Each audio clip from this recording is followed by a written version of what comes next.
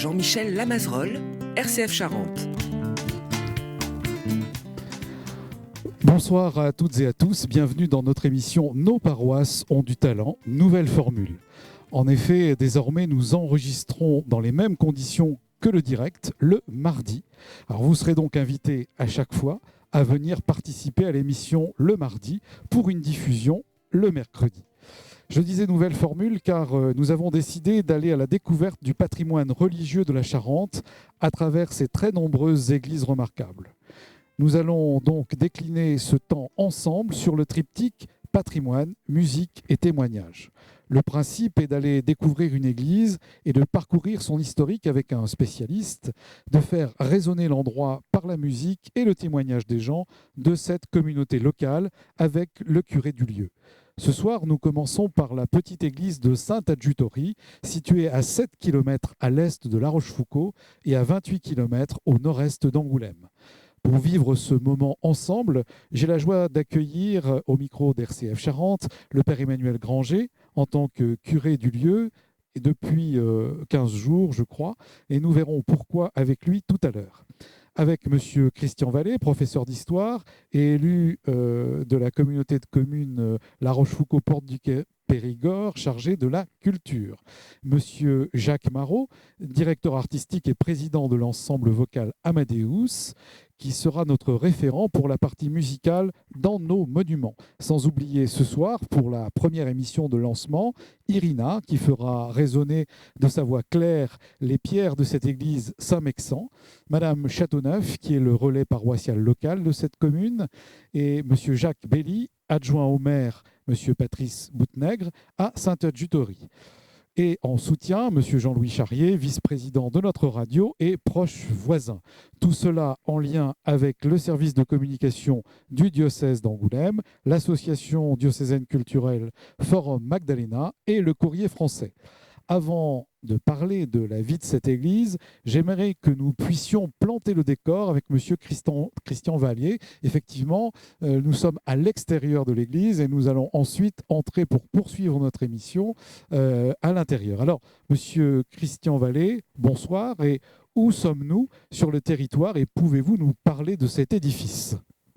Alors, bonsoir. Donc, nous sommes dans la partie nord de la communauté de communes La Rochefoucauld, Porte du Périgord. Saint-Adjutori, c'était une commune auparavant du canton de Montembeuf et qui maintenant est rattachée au canton Val-de-Tardoire qui comprend les anciens cantons de La Rochefoucauld et de Montbron, donc plus Saint-Adjutori. Alors l'église de Saint-Adjutori, vous l'avez dit tout à l'heure, elle est dédiée à Saint-Mexan parce qu'en fait, Saint-Adjutori, c'est Saint-Mexan. C'est Saint-Mexan d'Agde qui est né au 5e siècle, donc à Agde, dans l'Hérault, et qui ensuite est venu se réfugier en Poitou, donc près de Saint-Agapit, qui a donc été élu de l'abbé du monastère où il allait finir ses jours, où il a été enterré. Et c'est évidemment aujourd'hui le monastère de l'église de la ville de Saint-Mexan, donc dans les Deux-Sèvres. Alors, est-ce que vous pourriez nous parler un peu de ce monument, son histoire? Peut-être a-t-elle été parfois bouleversée. Qu'est-ce qu'il en reste? Je crois qu'il y a une cloche qui est classée. Et après, nous parlerons peut-être de l'environnement. Oui, alors je voudrais réparer une petite injustice parce que vous commencez une nouvelle formule avec donc axée en particulier sur le patrimoine. Alors bon, le livre qui fait référence évidemment sur les églises de Charente, c'est le livre de Jean-Georges qui est édité au début du XXe siècle. Et Jean-Georges, il assassine littéralement cette charmante église de Saint-Adjutori en 3 lignes et demie en disant cette église, je lis exactement ce qu'il dit, en partie détruite par les protestants et remontée, a toujours été sans intérêt. Alors en fait, elle n'est pas sans intérêt. C'est vrai qu'elle est très, très sobre, très dépouillée. Donc elle a beaucoup souffert en 1569 des guerres de religion. Elle a été remontée ensuite. Il y a eu quelques petits travaux au XVIIIe siècle. Et puis, c'est vrai qu'elle est assez négligée jusqu'à ce qu'on se préoccupe quand même de l'édifice au milieu du XIXe siècle. Alors, il reste 2 ou 3 éléments quand même intéressants. Donc, vous avez parlé de la cloche, bien sûr. Donc, la cloche, c'est une des cloches remarquables de Charente, puisqu'elle date de 1627. Elle est classée à titre d'objet au monument historique depuis 1944. Et donc, on peut lire en latin ou en vieux français sur cette cloche Jésus-Maria. Et ensuite, on a le nom du parrain et de la marraine. Alors, le parrain, c'était le seigneur de la Cadoue. Il faut dire que Sainte-Adjuterie est une commune qui possède beaucoup de châteaux et logis, dont le logis de la Cadoue. Donc, c'était un seigneur de la famille Dauphin, donc seigneur de la Cadoue. Et puis, la marraine était la femme du seigneur du Meigneux, un autre château de la commune. Donc, vous avez une façade avec un clocher-mur, ce qui est quand même assez rare. Et puis, à l'intérieur de l'église, comme élément remarquable, on a surtout ce retable qui est très probablement de la fin du XVIIe ou du XVIIIe siècle, en bois peint et doré, avec un décor végétal, rythmé par des colonnes torses. Et il y a 5 jolies petites statuettes sur ce retable. Alors la porte du tabernacle, c'est bien sûr le Christ en croix. Et parmi les autres statuettes, on a Saint Joseph qui porte l'enfant Jésus. Voilà les éléments les plus remarquables de l'église. Alors, c'est déjà très intéressant d'avoir pu dire autant de choses sur une église qui, vous nous avez dit, n'a pas tellement de choses remarquables. Vous avez réussi à nous dire beaucoup de choses. Mais maintenant, sa situation dans le village, parce que les auditeurs n'ont pas l'image, donc comment est-ce qu'elle est située ? Alors, j'aime beaucoup la situation de l'église de Saint-Mexant de Sainte-Adjuterie, qui me fait beaucoup penser à une autre très très jolie église de notre secteur, qui est donc la chapelle Saint-Jean-Baptiste, chapelle templière de Maléran. Donc ce sont 2 édifices qui sont construits à flanc de coteau, au-dessus d'une vallée.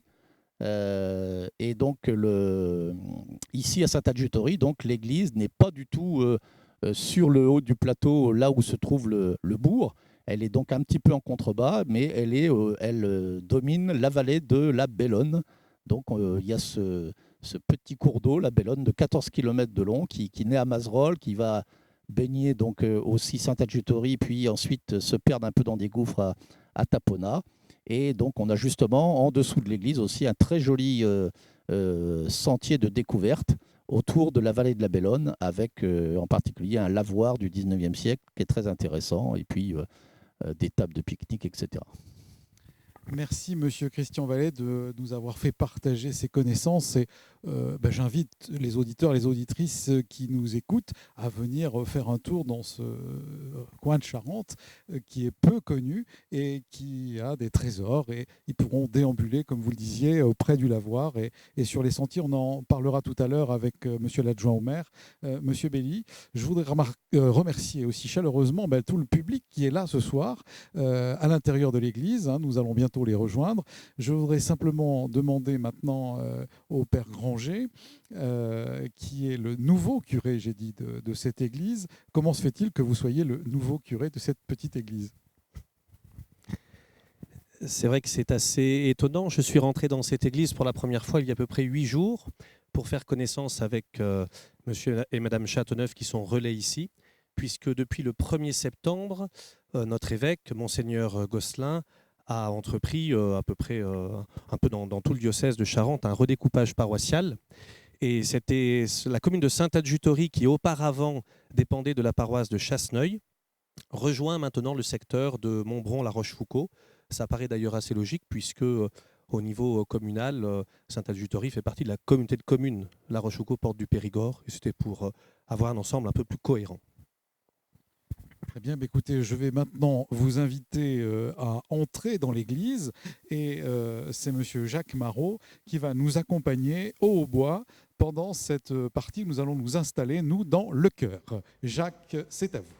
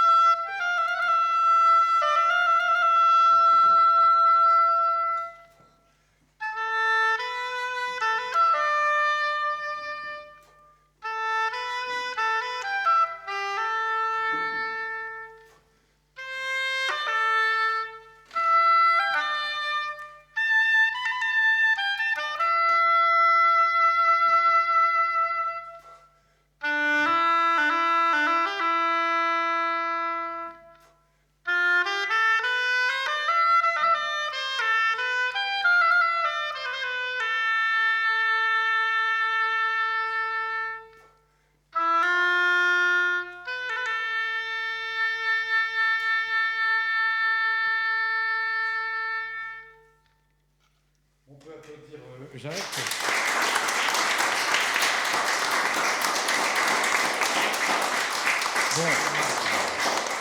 Donc vous voyez l'ambiance, hein. On essuie les plâtres avec cette nouvelle émission et je suis ravi qu'il y ait autant de monde dans cette petite église ce soir. Jacques, qu'est-ce que vous venez de nous interpréter sur l'antenne d'RCF? Bonjour à tous, donc moi aussi je suis très heureux et j'ai découvert au mois de juillet cette belle église et je suis très content d'être avec vous ce soir, Jean-Michel, Père Emmanuel. Et donc j'ai interprété une pastorale dorienne. Alors ce qui veut dire que ce morceau est fait sur le principe d'une gamme naturelle, c'est-à-dire qu'il n'y a pas, on va dire, pour mieux comprendre, j'ai fait tous un peu de musique, il n'y a pas de dièse, ni de bémol, c'est toujours naturel, la gamme de Do, la Ré, Mi, Fa, Sol, La, Si, mais sans aucune altération, seulement que des notes naturelles, ce qui donne un principe aussi d'improvisation. On pourrait jouer ce morceau plus longtemps, etc. Voilà. Et c'est donc un nommé Jean Douel qui a fait cette partie-là, donc voilà, c'était pour vous accueillir, pour entrer. Merci beaucoup Jacques. Et puis ça préfigure ce que vous venez de nous dire, on en parlera ensemble tout à l'heure, cette idée que nous avons eue aussi ensemble de faire résonner les pierres de nos églises de Charente et les faire vivre d'une autre façon qu'à travers le culte, mais pour les habiter, voilà, et leur donner une chance d'être... D'aller toujours en mission, on va dire. Voilà. Exactement. Il y a une surprise à la fin. Et par la musique, effectivement. Merci beaucoup à vous. On vous retrouvera tout à l'heure pour encore un peu de musique et puis pour un dialogue ensemble.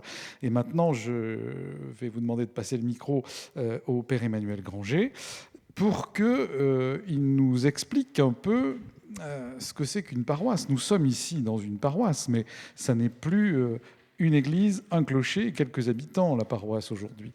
Vous avez parlé, quand nous étions à l'extérieur, de redécoupage. Comment est-ce que ça fonctionne? Et que vous avez reçu cette église récemment. Comment est-ce que ça fonctionne? Effectivement, pendant bien longtemps, on associait église et paroisse. Et nous savons que depuis plusieurs années, avec les changements dans la vie actuelle, avec aussi la raréfaction du nombre de prêtres, eh bien, il y a un regroupement de paroisses entre elles pour former un ensemble plus vaste. D'ailleurs, ce que nous vivons au niveau paroissial, on le vit aussi, je le disais, au niveau des communes. Il y a des regroupements de communes également. Donc, à partir du 1er septembre, là, il y a eu un redécoupage paroissial et maintenant, nous sommes responsables, donc, avec la communauté des chanoines de Saint-Augustin de Montbron, de la paroisse Saint-Augustin en Tardoire et Bandia, qui regroupe 30 communes, dont La Rochefoucauld, Montbron, Chazelles, Marton et d'autres petites communes comme Saint-Adjutory, Fleurignac, etc. Voilà. Bien. Alors, ça fait combien d'églises, ça? Est-ce que vous savez? C'est une colle, peut-être? Alors, normalement, si j'ai bien compté, ça devrait faire 35 églises. D'accord. Donc, il y a à peu près une église par commune. Alors, comment est-ce que, Père, on organise cette vie paroissiale, nouvelle formule? Depuis quelques mois, notre évêque nous demande aussi en Charente de nous rassembler le dimanche pour que la communauté chrétienne soit heureuse de se retrouver pour prier, pour célébrer l'Eucharistie. Et donc nous avons pensé avec l'EAP, l'équipe d'animation paroissiale, privilégier le rassemblement dominical sur La Rochefoucauld et puis sur Montbron. Donc il y a la messe chaque dimanche à 10h30 dans ces deux communes. Et puis le samedi soir, nous tournons dans les autres communes en essayant d'aller un petit peu partout pour célébrer la messe. Et puis dans les petites communes, on pourrait dire, nous allons aussi célébrer des mariages, des funérailles, des baptêmes, pour continuer à faire vivre ces lieux. Voilà. Bien. Ça représente combien de paroissiens aujourd'hui rappelez-moi le nom, parce que pour moi, je ne l'ai pas encore enregistré, ce nom. Le nom de la nouvelle paroisse. Voilà, la nouvelle paroisse. La paroisse Saint-Augustin en Tardoire et Bandia, et dimanche prochain, donc dimanche 22 septembre, nous aurons, on peut dire, l'inauguration officielle de cette nouvelle paroisse. C'est le Père Guy Rougerie, vicaire général du diocèse, qui viendra officiellement l'inaugurer. Nous aurons des représentants, j'espère, de toutes les communes. Nous avons même prévu une grande carte qui représente toute la paroisse avec les 30 communes. Et une personne de chaque village, de chaque commune, viendra poser, on pourrait dire, un morceau du puzzle, puisque cette carte a été faite comme un grand puzzle, et on va voir cette paroisse se bâtir sous nos yeux dimanche prochain. D'accord. Alors, comment est-ce que les gens qui avaient l'habitude d'être chacun dans leur paroisse, La Rochefoucauld, Montbron et toutes les petites églises, vivent ce moment-là, cette unification? C'est un défi, cela demande aussi à chacun de bouger, de se déplacer. Nous le faisons pour de nombreuses autres choses. On le fait, il n'y a plus maintenant, malheureusement, partout aussi d'écoles ou de services aussi proches parfois des habitants. Donc les gens aussi se déplacent pour d'autres occasions. Dans l'église, il faut aussi pouvoir se déplacer. Et cela demande aussi parfois d'accepter, d'aller à la rencontre de l'autre dans le village d'à côté, dans la commune d'à côté. Cela demande du temps, mais c'est important aussi de pouvoir le vivre. J'aime bien, à la fin de chaque célébration dominicale aussi, dire aux gens, nous avons célébré l'Eucharistie, nous avons prié ensemble. Maintenant, nous allons nous retrouver un peu à l'extérieur de l'église. Prenons le temps de nous connaître. Apprenons 3 prénoms. N'allons pas simplement voir les gens que nous connaissons, mais allons aussi à la rencontre de ceux que nous ne connaissons pas. Bien. Ça veut dire donc, pour nos auditeurs et auditrices, que dimanche prochain, il n'y a pas de messe dans les paroisses habituelles, mais que tout le monde se regroupe à Montbron? Exceptionnellement, oui.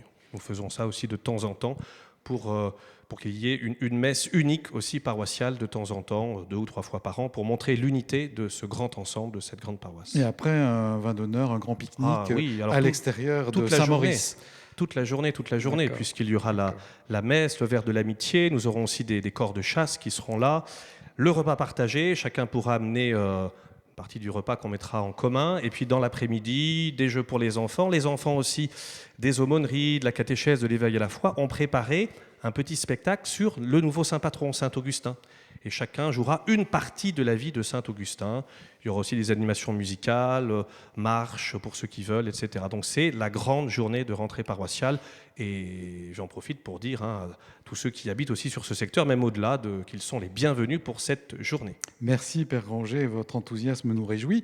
On l'a bien noté. Comment est-ce que vous faites le lien entre toutes ces petites églises, ces 30 et quelques églises, et puis cette nouvelle paroisse? Comment vous les sentez reliés?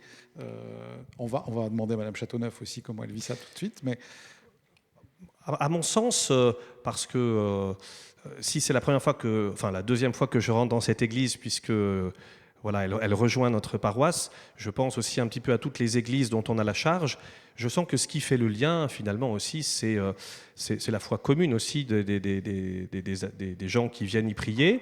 C'est aussi l'amour des habitants de la commune, qu'ils soient d'ailleurs croyants ou pas, pratiquants ou pas, qui viennent dans leurs églises pour les fleurir, pour en prendre soin. Je suis toujours impressionné aussi par le nombre de personnes qui, à l'occasion d'une balade, s'arrêtent dans l'église, rentrent dans l'église, viennent visiter ou simplement s'arrêtent quelques instants pour se recueillir. Il y a même, juste avant l'émission, là, je passais juste devant la fontaine, j'ai vu une grand-mère avec sa petite fille. D'ailleurs, je vais marier ses parents le mois d'août prochain. Il y a déjà des mariages qui sont inscrits. Et elle venait aussi avec sa petite fille pour profiter aussi du cadre et puis rentrer dans l'église, parce que une église attire toujours. Une église est un lieu spirituel auquel on ne peut pas rester insensible. Merci beaucoup. On vous applaudit. On va passer la parole à Madame Châteauneuf.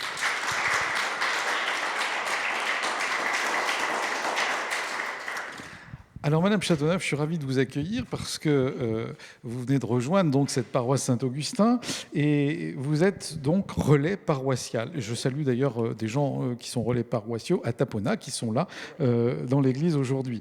Alors, vous, quel est votre rôle finalement de relais paroissial? Premièrement, c'est de m'occuper de l'église, d'ouvrir la porte. Et puis de l'entretien, quand il y a quelque chose, nettoyer les bancs, de les essuyer, tout ça. Et puis aussi, c'est avec les gens que ils vont m'appeler pour me demander, il y a ça, est-ce que le numéro de téléphone du presbytère? c'est ça qui... Donc aussi une agence de renseignement. Oui. Vous ouvrez, vous fermez, vous faites vivre l'église. Je parlais tout à l'heure. Je la fleuris, je la... Voilà, comment Oui, le oui. père se sentait relié aux églises. Ben, je pense que vous êtes relais et lien en Eh même ben temps. oui, en même temps. Hein, c'est ça. Avec le prêtre, on était le relais. Parce que je n'ai pas encore bien l'habitude des prêtres de Montbron.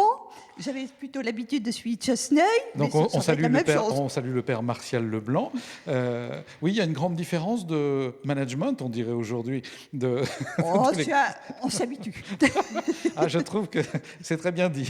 Donc vous vous habituez aux prêtres, Voilà, qui c'est passent. ça. Bon, Oui. l'église de Pierre demeure, hein, même si celle-ci elle a été remaniée plusieurs Non, fois. ça date Et vous aux vous adaptez. personnes et eux, c'est pareil. D'accord. Alors vous êtes avec votre mari, que nous saluons au passage, habitante de Sainte-Adjuterie. Oui. Est-ce que vous pouvez nous parler un petit peu de la vie de Sainte-Adjuterie? On va voir ça tout à l'heure avec M. Belli, mais qu'est-ce que vous pourriez nous dire, vous, à votre niveau? Cette adjuterie, ça fait au moins, on est là depuis 1972, parce qu'avant on était à Vitrac-Saint-Vincent. Mais c'est pas très loin, Vitrac-Saint-Vincent. Oui, chez les beaux-parents. Et on est là depuis 72. Bon, mes enfants, on en a eu 4. Ils sont allés à l'école à Sainte-Adjuterie. Et puis l'école, elle a fermé. Ça a fait comme partout ailleurs, il n'y avait pas voué. C'est une charmante petite bourgade. Nous avons des commerces qui sont... On a cette chance qu'on a encore. Et les habitants, le nombre a grandi. Alors nous n'avons pas... On n'est pas tellement loin de La Rochefoucauld, de Grand Centre, et nous avons la déviation qui n'est pas tellement loin, qui nous permet d'aller à Angoulême assez vite. Donc vous êtes heureuse à Sainte-Adjuterie. Voilà. Ma profession est agricultrice, et puis je suis... Merci beaucoup. On vous applaudit, Madame Châteauneuf.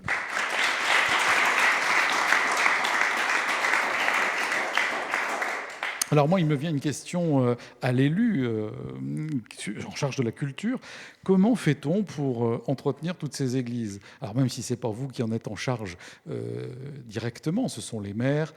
Comment fait-on? Parce que ça aussi, il faut que nos auditeurs sachent comment ça se passe. Oui, les églises, elles appartiennent aux communes, elles sont propriété communale.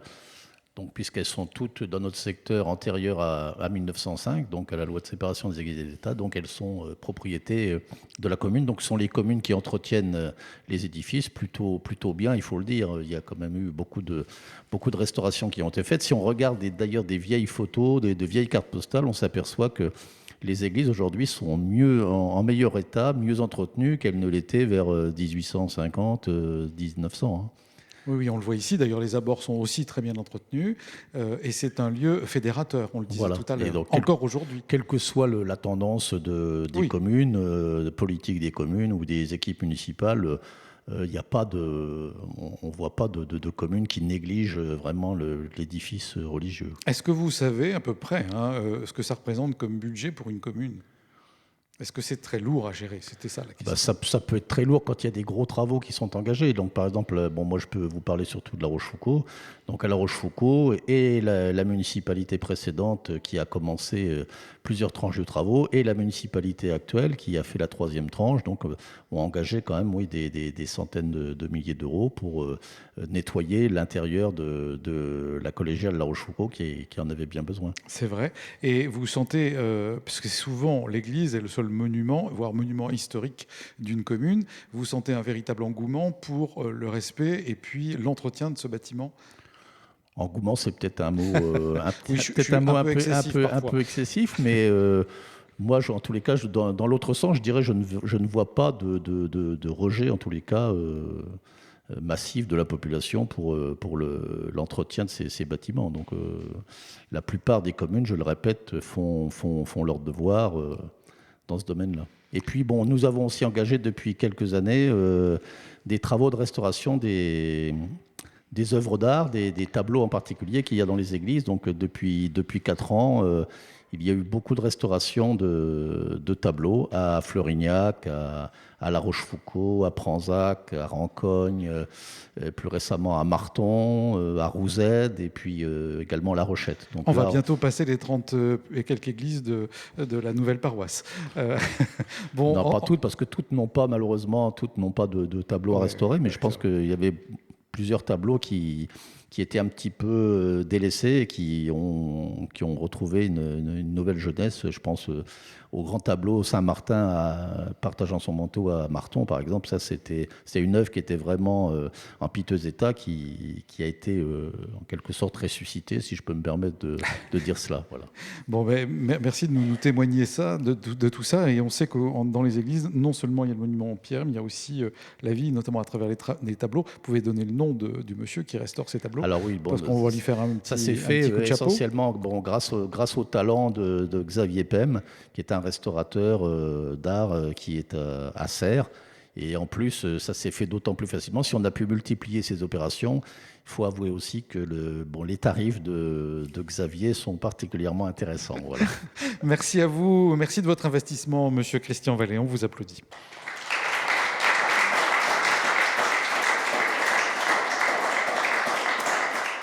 Alors maintenant sur RCF Charente, il est l'heure dans notre émission Nos paroisses ont du talent d'entendre résonner la voix d'Irina dont je parlais tout à l'heure pour cette Ave Maria de Caccini.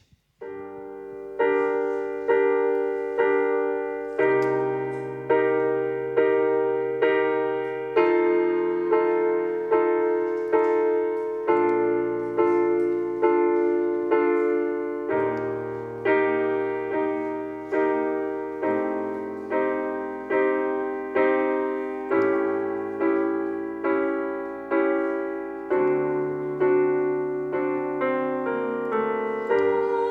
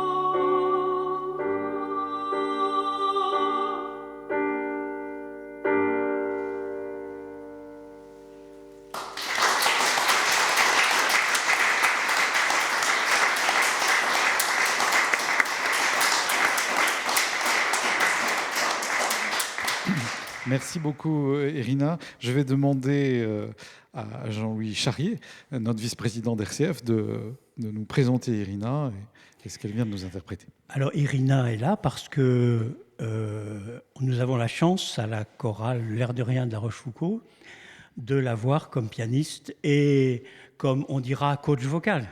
Vous avez compris pourquoi, puisqu'elle s'accompagne elle-même au piano, il faut peut-être dire ça aux auditeurs. Oui, parce qu'on ne nous voit pas forcément. Et que donc elle est en France depuis une douzaine d'années. Et nous avons cette grande chance de travailler avec elle et de bénéficier et de son talent et de ses conseils. Très bien, écoutez, merci d'avoir présenté Irina et merci de ce que vous faites aussi. Elle s'appelle Irina Tarasova. Oui, alors moi je n'ai pas noté son nom, juste son prénom. J'espère qu'elle ne m'en voudra pas. En tout cas, Irina, merci beaucoup de votre prestation et bonne continuation dans ces belles paroisses de Charente et cette paroisse Saint-Augustin. On vous applaudit encore une fois. Merci Jean-Louis.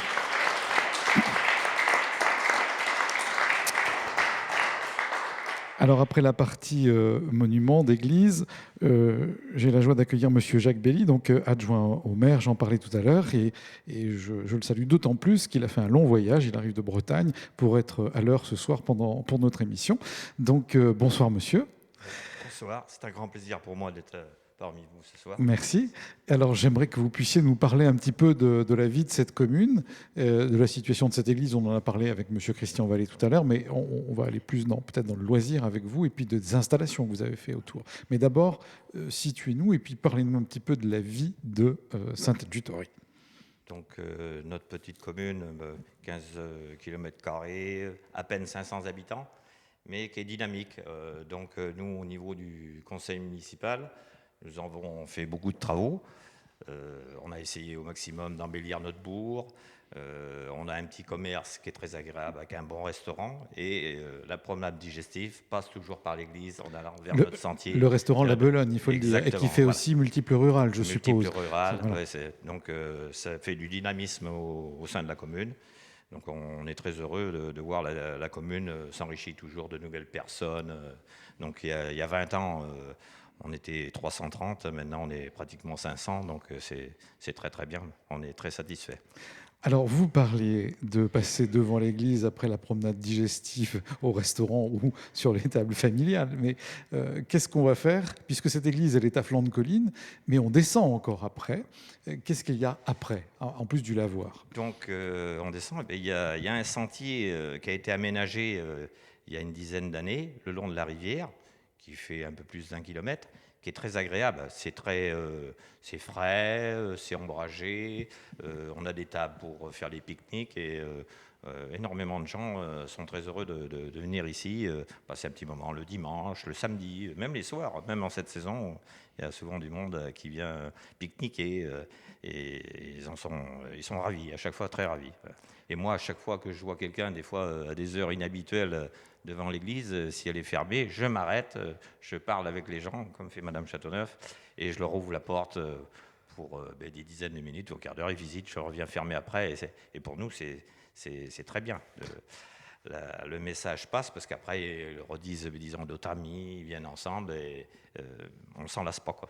Alors moi j'ai découvert il y a quelques années cet endroit et c'est vrai que j'y viens avec plaisir et quand j'ai des amis je viens souvent sur votre sentier parce que c'est très agréable pour dire aux gens il y a les arbres, il y a l'herbe, il y a la rivière et le petit sentier qui chemine, c'est très sinueux et c'est très très très agréable. Et on sent que dans la commune il y a un gros effort puisque tout est nickel, hein. Les routes, tout est impeccable. Bravo. Et c'est même très neuf, hein. Il va falloir que ça prenne un peu de patine, tout ça, mais je n'en doute pas. Vous avez aussi, il me semble, une station de lagunage, non? Exactement. Donc ça veut dire que vous traitez aussi bien les eaux. On traite les eaux, c'est vérifié 2 fois par an, donc c'est très simple. Les rejets sont excellents. Voilà, de toute façon, la station d'épuration qu'on a, il en faut dans les communes, elle marche à 50% de sa capacité, donc on n'a pas de risque de pollution majeure. C'est déjà très important et ça rassure les gens. Voilà, bien. Alors, de quoi vit-on quand on habite à Saint-Adjutory? À Saint-Adjutory, d'abord, c'est de l'élevage, beaucoup d'élevage, la vache limousine, il y a plusieurs milliers de bovins sur la commune, c'est très important. Un petit peu de céréales. Et après, tous les gens, ceux qui viennent s'installer ici, c'est pour la tranquillité. Et ils travaillent extérieur, Angoulême, même plus loin qu'Angoulême. Ils vont vers Confolens, un petit peu vers Limoges aussi.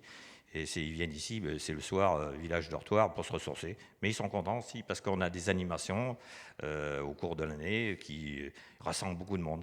On fait une marche semi-nocturne qui amène entre 1100 et 1200 personnes au niveau du 14 juillet. Là. Et les gens reviennent chaque année parce qu'ils sont très heureux. Et puis, bon, le paysage est superbe. En plus de ça, chez nous, on a une belle vallée, mais après, on a une belle petite colline derrière, et puis des châteaux, comme disait Christian, qui sont très jolis.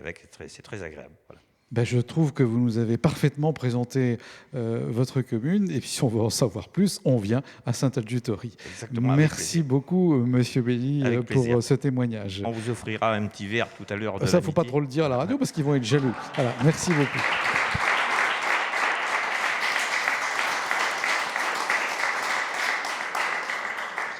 Jacques, avant de conclure, et avant que vous nous jouiez un petit morceau de hautbois, avant la conclusion, je voulais vous remercier de vous lancer avec nous, cette équipe de Nos paroisses ont du talent, dans cette nouvelle aventure qui dépasse le simple témoignage de la vie paroissiale pour rejoindre le patrimoine, la musique. Alors, qu'est-ce que vous pourriez nous dire à ce sujet ? Qu'est-ce qui a prévalu à cette idée de dire tiens, on va aller dans les églises et puis on va jouer de la musique ? Mais d'abord, le nombre qu'il y a aujourd'hui d'auditeurs, c'est important déjà aujourd'hui.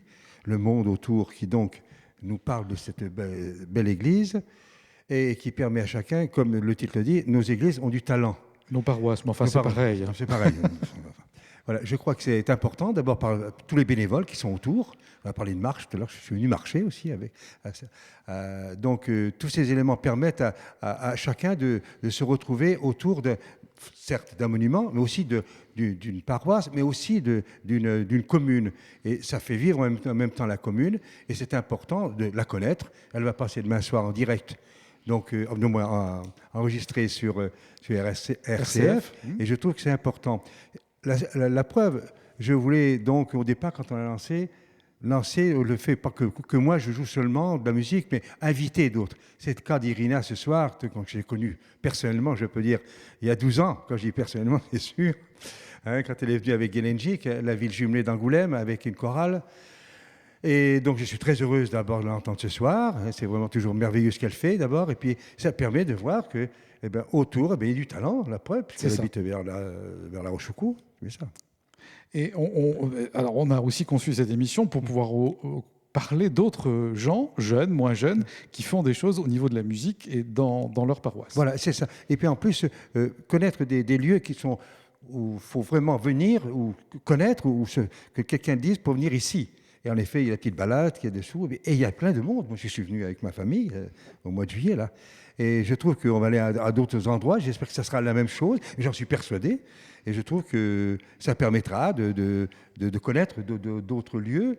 Pas toujours le gros lieu, on va dire la cathédrale, les Allemands. Bon, ça, c'est connu. Mais de venir ce soir, je trouve que c'est important d'être ici et d'entendre ce qu'on a entendu, le reste. Et qui permettra, je pense, à des paroissiens et autres, comme ce sera pour dimanche avec le Père, de la façon de voir vivre un élément dans une commune, grâce peut-être à cette émission, puis tant mieux. Tant mieux. Alors maintenant, Jacques, on va vous écouter. Voilà. Parce que au hautbois, et vous allez nous interpréter quoi ? Alors on va interpréter avec Irina, qui a bien voulu m'accompagner, un thème que je tiens énormément à mettre en avant, c'est la mission. Car je pense que le Père Gosselin serait là, dirait mission de façon de pouvoir dire aux gens, venez, faites, et puis allez rencontrer d'autres personnes, rassemblez-vous, afin que tout ça puisse vivre. Voilà. Merci. Donc, rejoignez votre mission hautbois. de Morricone. Mission de Morricone. On vous applaudit. Merci. Et on vous écoute. J'en profite pour remercier Basile Dubon qui met en onde cette émission avec Cyril, notre service civique, et puis tous les gens qui sont ici. Et nous conclurons après avoir entendu Jacques Marot et Irina. C'est à vous.